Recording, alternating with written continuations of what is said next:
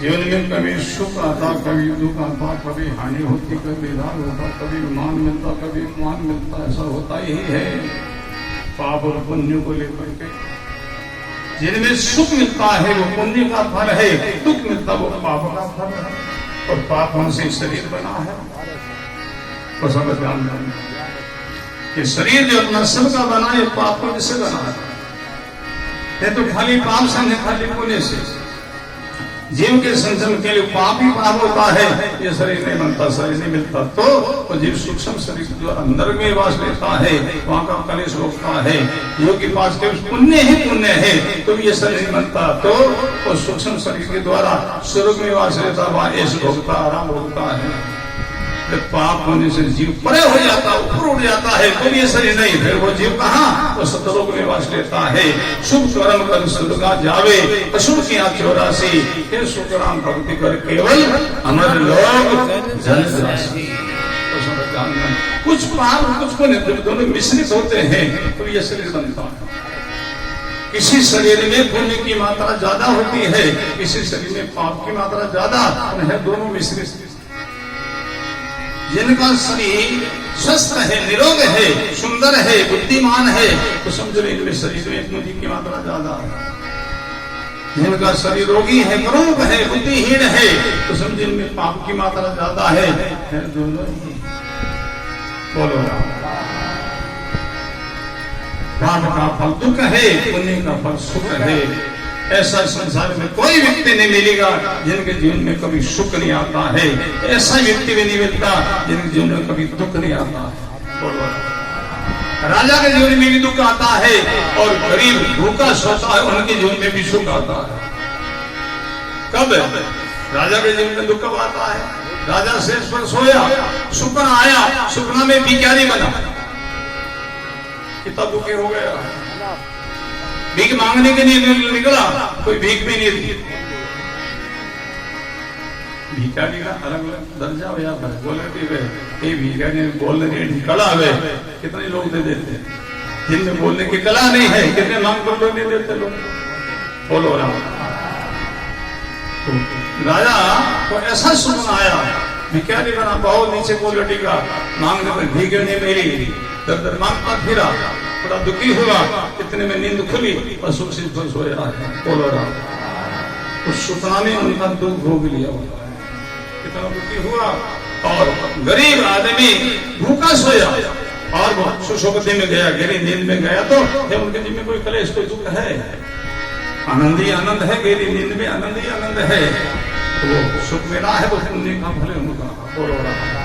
सुख दुख आन पड़े भाई भारी, हरक सुख मत आनो, ज्ञान समझ से मन समझाओ, होनहार सब जानो।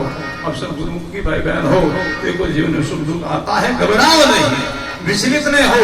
अब गुरु धर्म की टेक नहीं छोड़ो, राम जी महाराज का सरना, दरिया महाराज का सरना नहीं छोड़ो, आनी भाटा की फिक्र में नहीं जाओ। बोलो राम। सहन कर लो, दुख आया तो भोग लो, सुख आया तो उनका त्याग कर बात तो सुख ना पर त्याग कर सका, दुख नहीं कर सकता, वो समझ आ जाना।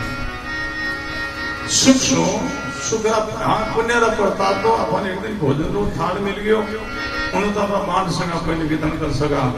एक दिन भूख निकली है, भोग ने बांटा तो ले गए, खुद ही भोगने पड़े बात को बोलो राम। दुख तो से नहीं भोगना पड़े, सुख तो बांटो कर सका, बांट सका। हाँ तो सुख दुख आने पड़े कोई भारी, हरक शोक मत आनो।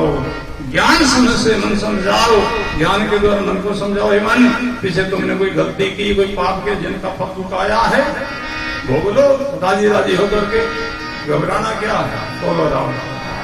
सुख दुख आने पड़े कोई भारी, हरक शोक मत आनो। ज्ञान समझ से मन समझाओ, होनहार सब जानो। मन को समझाओ, होनहार की बात, भावी की बात, प्राप्त की बात है, तो भोगने से छूटना है। पर निर्भय रहो, गुरुधर्म में गाढ़ा रहो, मजबूत रहो, दबा डोल नहीं हो, निष्ठा रखो। वाणी में 3 प्रकार की निष्ठा बताई है। एक उस जैसी कचरा जैसी निष्ठा, एक वृक्ष जैसी निष्ठा है, और एक पहाड़ जैसी निष्ठा है। कचरा जैसी निष्ठा में घना ही है, बड़ी भीड़ है, बोलो। कचरा जैसी निष्ठा कैसे? कचरा पुरुष स्थायी कब तक रहता है, जब तक वायु का झोंका नहीं, तब तक। थोड़ी सी वायु चली, कचरा कहीं उड़ान कर कर जाएगा, बोलो राम। तो ऐसे निष्ठा वाला लोग जीवन में रहते, अनुकूलता सुख के चलते वो निष्ठा रखता है। थोड़ी सी आपत्ति आई, थोड़ी सी गिरता है, थोड़ी सी प्रतिकूलता आई, घबरा जाता है और वो आन भाटा पितरों में चला जाता है। समझो ये निष्ठा इनकी कचरा जैसी है। दूसरी निशा है वृक्ष। वृक्ष जो है वो थोड़ी मोड़ी हवा से उगड़ता नहीं, गिरता नहीं, टूटता नहीं है, ठीक हिल जाता है, टूटता नहीं, गिरता नहीं, उगड़ता नहीं। भारी तूफान आवे तो वृक्ष भी टूट जाता है, नहीं तो वृक्ष टूट जाएगा, उगड़ जाएगा, गिर जाएगा, ऐसा होता है। थोड़ी प्रतिकूलता को हम सहन कर लेते हैं, भारी आपत्ति आ जाए तो व्यक्ति शिकल विकल हो जाता है। तन दगा मन दगा घर मानुष मर जाए, ये 3 दगा से जीव शिकल विकल हो जाए, ये गुरबाणी कहती है। तन दगा शरीर भारी बीमारी को कोई अटैक हो जाए, डॉक्टर के पास जाओ, डॉक्टर कहता है बड़ा खतरा है। ठीक समय पर आ गए, एक इलाज है, औषधि कर लो तो 7-2 साल जी सकते, 7-2 साल। क्या इलाज है? मुर्गा का अंडा खाना पड़ेगा, मुर्गा का अंडा खाओ तो 2 साल जी सकते।